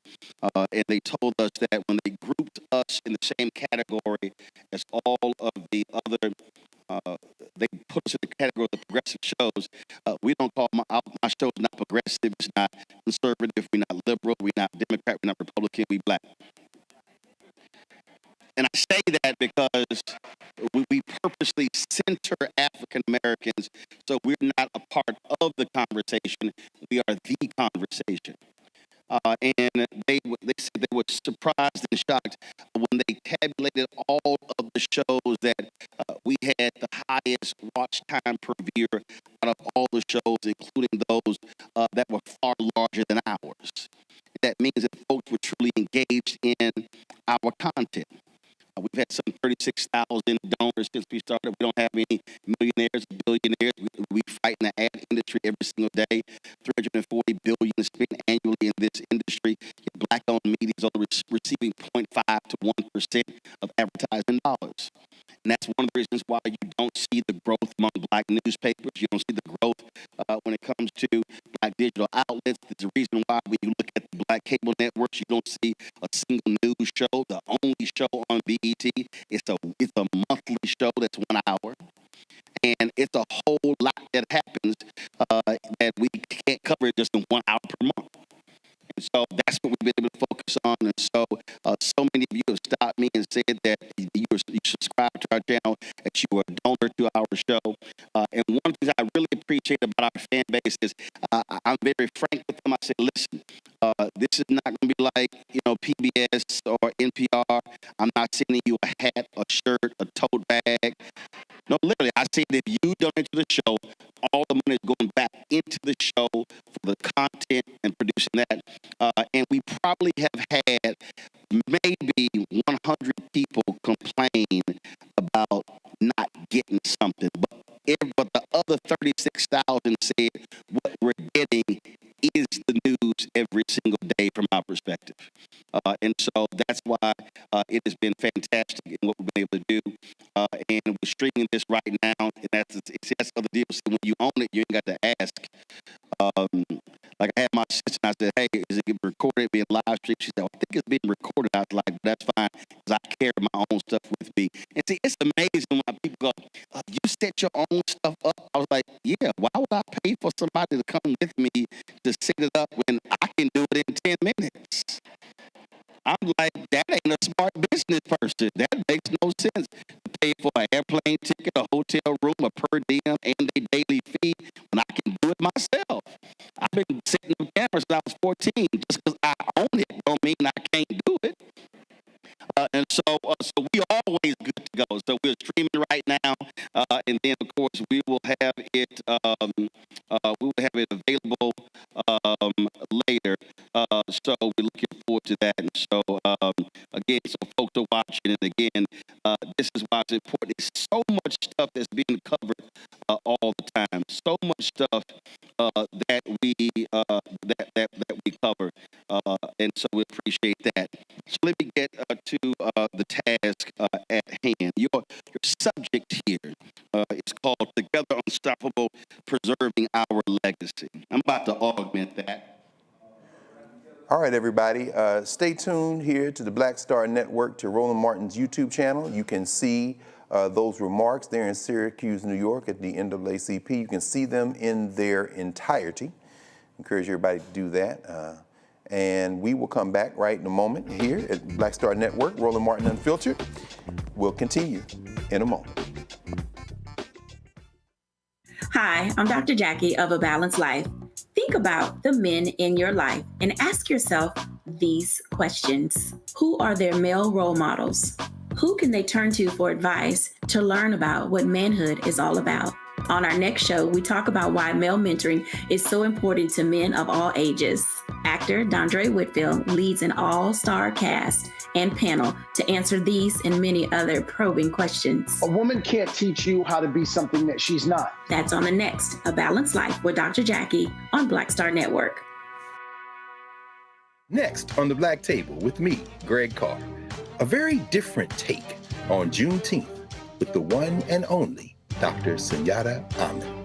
We'll explore the amazing foods, remedies, and rituals that are a part of our history and the Juneteenth holiday. So it's our responsibility to return the healthier version to our folks instead of just the red liqueurs marketed to us, the red sodas and the other things. I mean, why does the Kool-Aid man have to sound like Louis Armstrong? He's like, oh yeah! Yeah, right.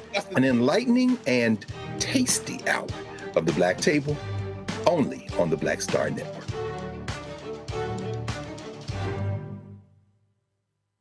Hi, my name is Freddie Ricks. I'm from Houston, Texas. My name is Sharon Williams. I'm from Dallas, Texas.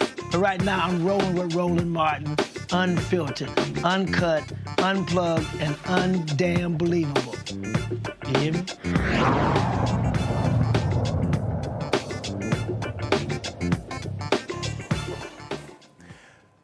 Welcome back to Roland Martin Unfiltered. After 29 days of testimony, the prosecution and the defense have rested their case against Sean Diddy Combs.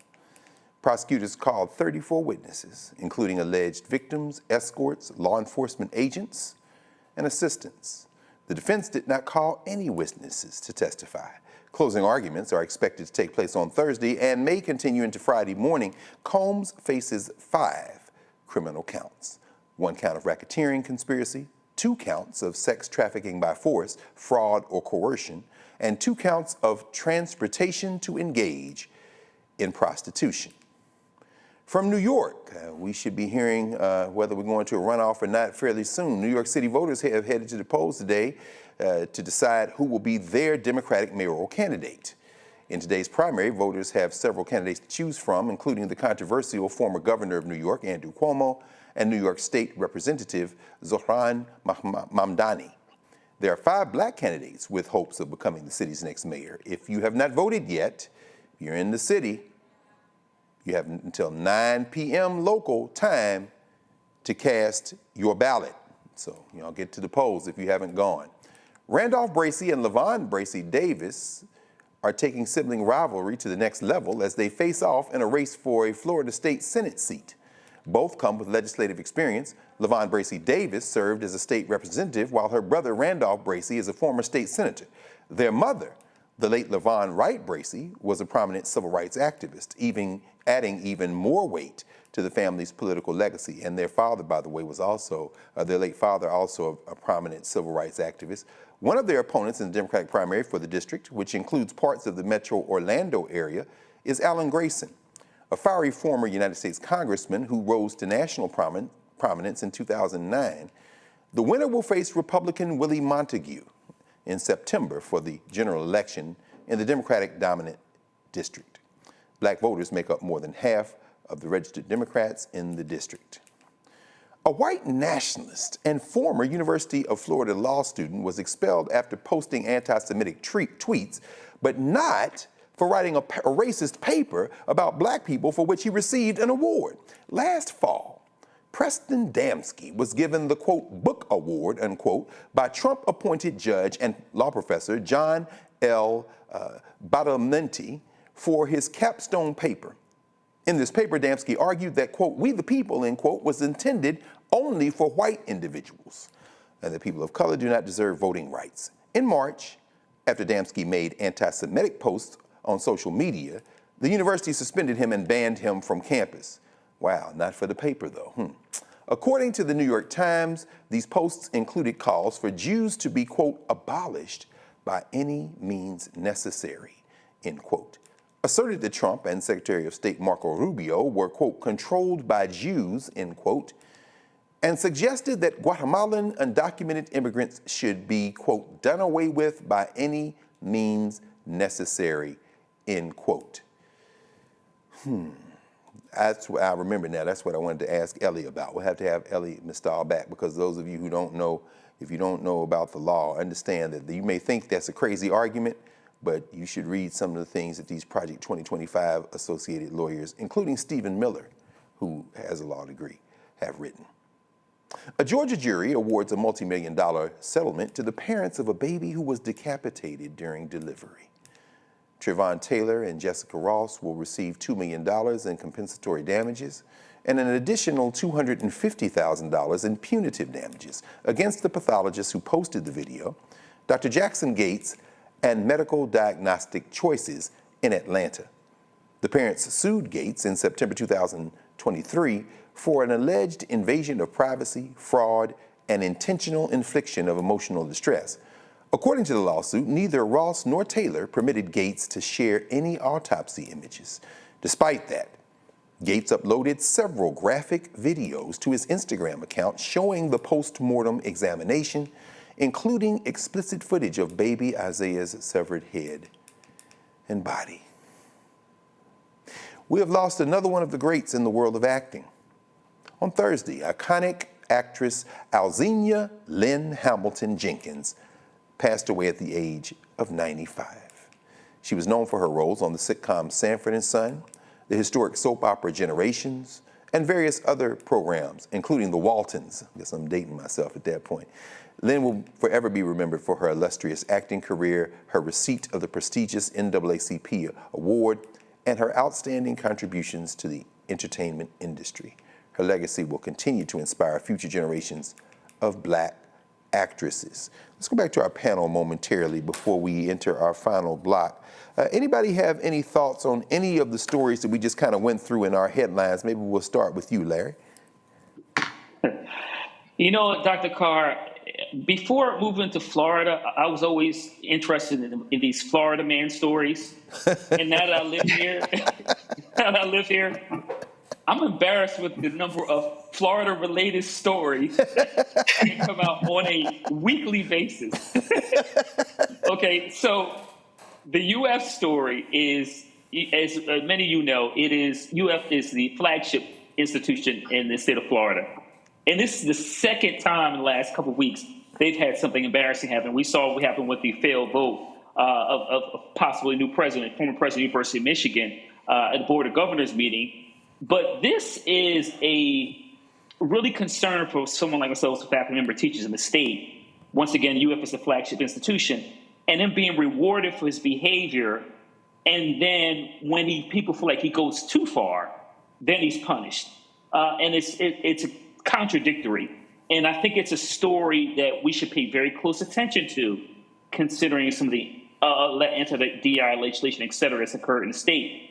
I also want to highlight the Bracey story because this is my district also. And I got to be honest with you, I'm very troubled. I've been troubled by this. They're both replacing Geraldine Thompson, who's a civil rights icon and well-known in the area. But I got to be honest with you, I did vote, but it's concerning to me that you have siblings on both sides, on either side, running against each other, and obviously the mothers come out in support of her daughter. But this story is very concerning for me as it relates to what it means to be a family, and I can't imagine what those Thanksgiving conversations are going to be like in the future. Indeed, indeed. Thank you, Dr. Walker. Dr. Carter, please, your pick. Well, I mean, I would have to say the University of Florida Law School story again, because I think one of the things that really struck me about that entire story was, one, like you said, the egregiousness of the argument and the fact that the university claims institutional neutrality. Interesting, because part of what at least I understood in my most elementary fashion is that law school is about teaching people ethics and about proper uses, perhaps, of the law. And maybe I'm wrong, right? But it would seem to me that those kinds of arguments that are dangerous, someone would have at least said, hey, maybe we should have a public forum about this. Not necessarily sense of the argument, whatever, but let's have an argument about this because he also won an award for this. But then the line too far was the anti-Semitism of his personal tweet, which, I mean, weren't a far jump from what he wrote on anyway. But now these very same people in public office play footsie with the likes of white nationalists, who is proud about his subscription to this particular kind of worldview, are going to be the defenders of Jewish people against anti-Semitism. I mean, I think this really sort of lays bare, among many other things, about how any of these incursions onto our university campus are not about anti-Semitism or protecting Jewish people. And so I at least appreciate the fact that this story dispenses with all pretense that this is ever what it was about. So that was a story that I read over the weekend that really stuck with me. Absolutely, absolutely. Bring us home, Dr. Ali. Any thoughts about any of those stories, brother? I mean, all of them, really, but we'll stay focused. It speaks to the hypocrisy inside of this country, right? Especially by, the Republican Party. We remember, in relationship to the law school case, how they talked about critical race theory, which we know was taught at some law schools, and how they attacked it, didn't want folks speaking about our history, the impacts that happen in our communities, anything that had to do with Black folks. But yet you can have an individual garner an award, spewing all kinds of racist language and actually telling you exactly what white nationalists think about. So that's one side of the equation. And we know that, unfortunately, we've never wanted to exercise, and I say that in the spiritual context, of hate inside of this country. But the other part of it is that we continue to show our Black excellence and our beauty. And when we were showing our dear sister, who, as you said, was on Walton's and Sanford's Son. That's right. Right, and a number of other shows. I remember hearing her speak and just the grace in her language and the beauty that was in her language, and how regal she was in many of the roles that I've seen. You know, even when she was dating Fred Sanford or on some of the other shows there, you know, at many times we just didn't have those images of Black women, you know, being regal and being powerful and effective. So I see both sides of the equations in those stories, both the parts that we still got to work on because hate is rooted in this nation. And then, of course, the other side is just, you know, how incredible we are when given the opportunity to share our gifts with the world. Indeed. And yeah, shout out to Yazoo City, Mississippi, which of course is where she was from, and of course a theater background. But you're right, brother, that imprimatur of Black folk of a certain age and a certain era, always classy, and it's almost like she wasn't acting. She was just projecting that beauty and that Black womanhood, that strength right there on the stage and screen. And thanks everybody for really raising up that story from from Florida with Damsky, because the professor, again, John Badalamenti, gave him the book award. So, you know, I could see, and I taught the critical race theory class one semester at Howard at the law school, I could see a thought exercise where I could read a paper which could make that argument, if for no other reason in critical race theory, to undermine it. But to give it the award, you went beyond academic freedom. You said, this is the best student in the class. So then it becomes, at that point, it's like, come on, man, really? This is what we doing? And then, of course, a Trump-appointed judge, Trump-nominated judge, let's be very clear about that, hadn't been confirmed yet. So we're going to turn and head toward home. We come back from the break. You're watching Roland Martin Unfiltered on the Black Star Network, and we will be right back. This week on the other side of change, Juneteenth. The day about Blackness, it's a day about freedom. It's also a day about talking about justice delayed, and we are not in the business of justice being denied to us. So stick around, and we're going to talk all about the case for reparations. The push for reparations is not just an economic project, it's a moral project. So if we want to live up to the ideals of this foundation, then reparations has to be something that we pursue. Only on the other side of change on the Black Star Network.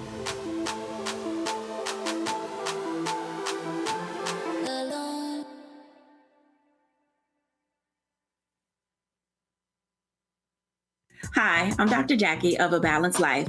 Think about the men in your life and ask yourself these questions. Who are their male role models? Who can they turn to for advice to learn about what manhood is all about? On our next show, we talk about why male mentoring is so important to men of all ages. Actor Dondre Whitfield leads an all-star cast and panel to answer these and many other probing questions. A woman can't teach you how to be something that she's not. That's on the next A Balanced Life with Dr. Jackie on Black Star Network. Next on the Black Table with me, Greg Carr, a very different take on Juneteenth with the one and only Dr. Sunyata Ahmed. We'll explore the amazing foods, remedies, and rituals that are a part of our history and the Juneteenth holiday. So it's our responsibility to return the healthier version to our folks instead of just the red liqueurs marketed to us, the red sodas and the other things. I mean, why does the Kool-Aid man have to sound like Louis Armstrong? He's like, oh yeah! Oh, yeah, right. An enlightening and tasty hour of the Black Table, only on the Black Star Network. Hi, I'm Jo Marie Payton, voice of Sugar Mama on Disney's Louder and Prouder Disney Plus, and I'm with Roland Martin on Unfiltered.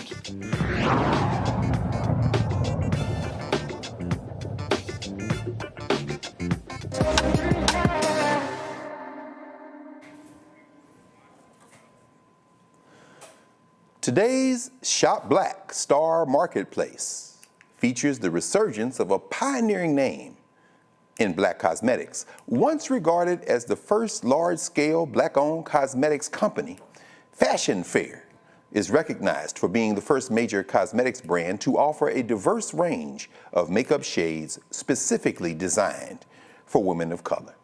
Fashion Fair was initially conceived by Eunice Johnson, the wife of John H. Johnson, founder of Ebony Magazine and Johnson Publications, to cater to the beauty needs of Black women. Although the brand faced challenges and was on the brink of closure, it was revitalized by Desiree Rogers, a name we know well, the company's new CEO and co-owner. Sister Rogers joins us now. Welcome to the Black Star Network and Roland Martin Unfiltered. Sister Desiree.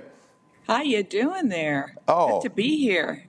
We are so happy. I tell you, there's an elder here who's one of Malcolm X's lieutenants who worked for the Johnsons for many years, Peter Bailey, who used to work with Miss Eunice Johnson back in the 50s.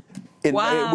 With the fashion fair. And of course, those of us who are of a certain age, I didn't know anything about the fashion fair, but all I knew was when you opened up Ebony magazine and saw all these cities and all these beautiful black women and all of this stuff going on, it was like, this is like the traveling black excellence show, and somebody take me to the fashion fair. So please, to see these products, and we have some of them here with us right now on the table, please walk us through, after your long and distinguished career, as your long and distinguished career continues to extend, why you got involved with taking one of our most iconic brands and one of the most familiar things in our community, a symbol of community, a symbol of hope, a symbol of black self-determination, economic empowerment, and said, let me jump in here with both feet and revive this. Can you give us a sense of how you got involved?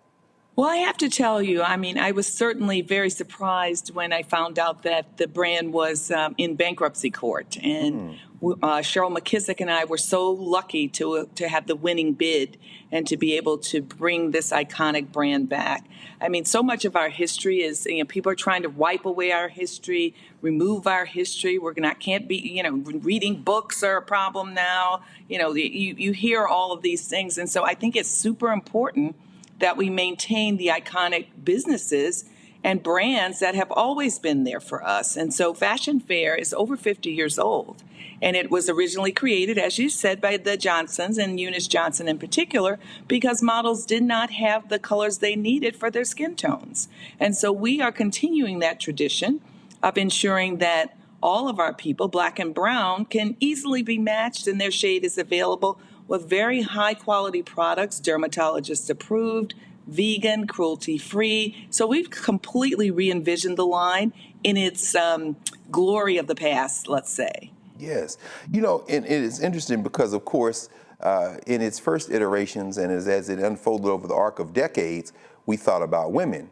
But I love, one of the things I love is that you've opened it up in terms of even our gender kind of imagination in ways that maybe in the 50s, 60s, or even 70s would have been more of a challenge. But could you talk a little bit about now? That is for sure. Yeah. I mean, everyone wants to take care of their skin these days, whether they're male, female, or are not identifying. And so one of the key products we have is this primer serum, which I actually use every day, whether I'm wearing makeup or not. It gives the moisture back into the skin. It brightens the skin, not lightens, but brightens the skin. And so I think we're at a point in time where people really do want to take care of their skin and in particular their face. I mean, we are vain people. We want to look good. We want to look good. I mean, and to that I say, we know that the black population spends almost $6.6 billion in beauty. $6.6 billion, and that's 2021. So my data is a little bit old. We spend about 11% on all beauty products. The real key, and I'm happy that you guys are having me on, is to get our people to buy black and to buy from black companies. And so that number is significantly lower than it should be.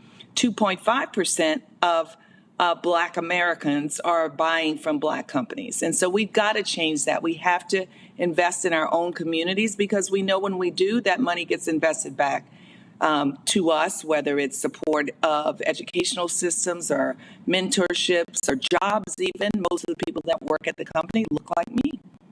It's interesting, and thank you for saying that and putting it in context. I read in one of the pieces where you made the comment that black folk who carry a bag should maybe try to hit a threshold target. If you're going to buy black, you don't have to buy everything black, but I think there was a percentage you suggested. Am I remembering that right? You are correct. So I think that it should be, probably, 12, 15%. Why not? I think there's so much history to, us not buying black. What's the quality like? It's almost like brainwashing. Like we think like if we buy, Black, it's not the same quality as the Chanel or a Dior. Or people will say to me, well, that brand is so, that brand's old. My grandmother used that brand. And I say, Gucci's old. Right. Chanel's old. Dior's old. But families took care of those brands and now they're still thriving. So we've got to begin to think about the brands that have been created by our people and making certain that those brands extend another 100 years. Indeed. And so less criticism and more trying brands, looking at them, touching, feeling them. And, I think if you touch and feel our brands, I'm pretty confident you're going to fall in love. No question. I certainly have fallen in love with them, and I think I look pretty good. Well, there's no doubt about that. There's no doubt about that, Desiree. I'm sitting here with the blush duo, the lipstick. Let's see, we have here as well the liquid foundation. See, you got me. Like, wait, can I put this on? Liquid luxury, that's what we're calling it. And we don't name any of our brands by number. I think you have Honey, I'm Fabulous. Yes, Honey, I'm Fabulous. A Bad Bisque is another name, Mahogany Hottie. So we try to have fun with these names and really salute, our community. The summer face can be super simple. Your serum that I have here, maybe the liquid, maybe a stick, and you can have a couple of sticks. It's really easy to, have a couple of shades. I use my stick also as eyeshadow. If I'm traveling, I don't want to carry a lot of stuff. Maybe a little lip teaser and a lipstick. And you're done. Oh. And see, this says chocolate chip, so I'm going to resist the urge to put this brush anywhere near my mouth. I'm just going to. Original shades from Fashion Fair. I love it. Yes. So with those blushes, we put, a blush, which is chocolate chip, which is a powder, and then we put a cream there, which you're seeing this very nice, I think, kind of a peachy tone. Yes, ma'am. Oh, yeah. Man. That's what I'm talking about. Got to have fun with the makeup. That's what I'm talking about. Let's Don't be afraid of it. Don't be afraid. That's what I'm talking about. Look, while I'm looking at this Magenta Mist lipstick, I'm going to ask Dr. Ali. Santiago, please, any questions, comments for Desiree Rogers? Yeah, well, thank you for everything you're doing. My question is attracting a new generation along with holding, the folks who have already been strong supporters of the product. How do you approach that? Well, that's been the straddle. People that have used the brand in the past, they are very interested in the shades that they loved and whether or not those shades are coming back. And they want to try, and they've been supporters for a very long time. It's how do we get their daughters in that young generation, to your point. We were recently out with the Black influencers in beauty and talking to them, and we're going to be hiring several of them to provide that message for us and really talk about the newness of the brand and why they love the brand. And so I think it's about introduction, it's about social media, it's about support, it's about being here on this show and talking about the brands and making certain that people are aware of the brand, where they can get it, fashionfair.com, also Sephora, also Macy's. You can go onto our site and you can see where you can pick up the brand because people want to see and feel the brand. And so I think our job is to make certain that they know about it and that they know why it's special. I think it's special because we only make for brown and Black people. And so our ingredients are handpicked and selected for those particular skin tones. And we know that many times we can have oily skin, we can have very sensitive skin. So there's no fragrance in any of these products because that fragrance can aggravate the skin. We also have great ingredients like vitamin C, aloe vera, all those good things, all of those things that are nourishing that keep that skin looking healthy and fresh because sometimes we think Black doesn't crack. Well, at some point you got to take care of it, honey. Yes. You got to take care of it to have that skin looking good. Dr. Larry Walker, any questions, comments for Desiree Rogers? Yeah, so congratulations on this new endeavor. And, we talked about the Johnsons, and I'm wondering if there's something, historical fact that you found out about Fashion Fair. And obviously we noted that it's important history that you found out about that you didn't know as you took on this new endeavor. I think what's shocking and surprising to me that in 1973 approximately, Mrs. Johnson, who had the Traveling Fashion Fair show that many of us know about, it was the place to be, the show to be seen. She had models all across this country traveling and introducing high fashion to towns as small as itty-bitty Mississippi or, or as large as Los Angeles and New York. And what she saw is her models were mixing their own makeup. They were actually buying shades and then mixing in brow powder. And so, she thought, well, wow, let me go to the big companies and see if they'll make some darker shades. And none of them wanted to do it at that time. And so what did she do? She created Fashion Fair brand herself. And she sold it in a capsule collection in Ebony magazine. And that was the beginning of history. She was also the first person to put music to fashion shows. So before her, there was no music to a fashion show. Can you imagine? So that was all her vision and her, I would say, just love of the Black culture and really deciding and being courageous and saying, you know what, you guys don't want to do it? I'm going to do it myself. Yes, indeed. Well, Desiree Rogers, now folks who are looking at this and are now on their computers and on their phones and on their iPads and tablets, they're looking to see where they can buy this. Where should we send them? Well, actually, you guys have your own site, right? So yes. We should definitely send them to that site. And, if they want to try the products, they're at select Macy's and Sephora's. And you can easily go to fashionfair.com and look, in the store locator, and it will put your zip code in and it will tell you a store near you. But tonight, we're supporting you guys. Yes, indeed. Yeah. Well, I tell you, daughter of New Orleans, of course, the first African-American social secretary in the White House, the leader of Black Opal, and the reviver of Fashion Fair, along with her comrades, Desiree Rogers. You've certainly... Oh, wait. Did I miss Dr. Carter? You know what? Yes, I was saving her for last because I wanted to get out of the way of the sisters. And guess what? That was Carol to make sure. Thank you, Carol. Look, hey, when I see you, Niambi, do not whip me because I did that on purpose to save you for last. Dr. Niambi Carter, I'm going to be quiet so the two sisters can talk and take us home. Thank you. Thank you, Carol. Please, Niambi, please. Thank you. Thank you.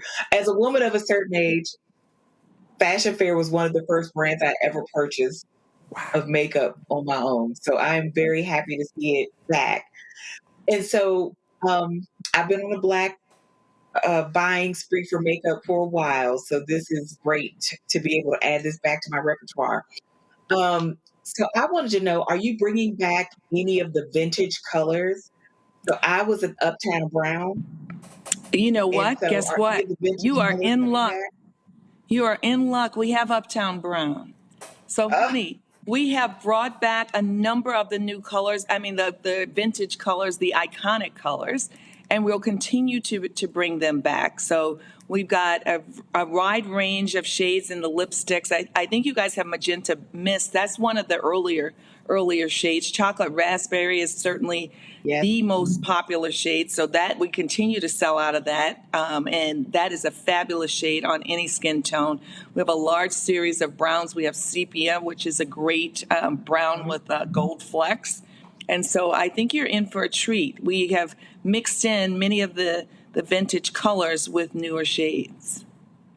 Oh, that's awesome. I'm so excited. Yes, and it's very skin light, so it's a much lighter weight than it once was. It looks great on the skin, and as I said, we worked with a Black dermatologist to make certain that it's also good for the skin.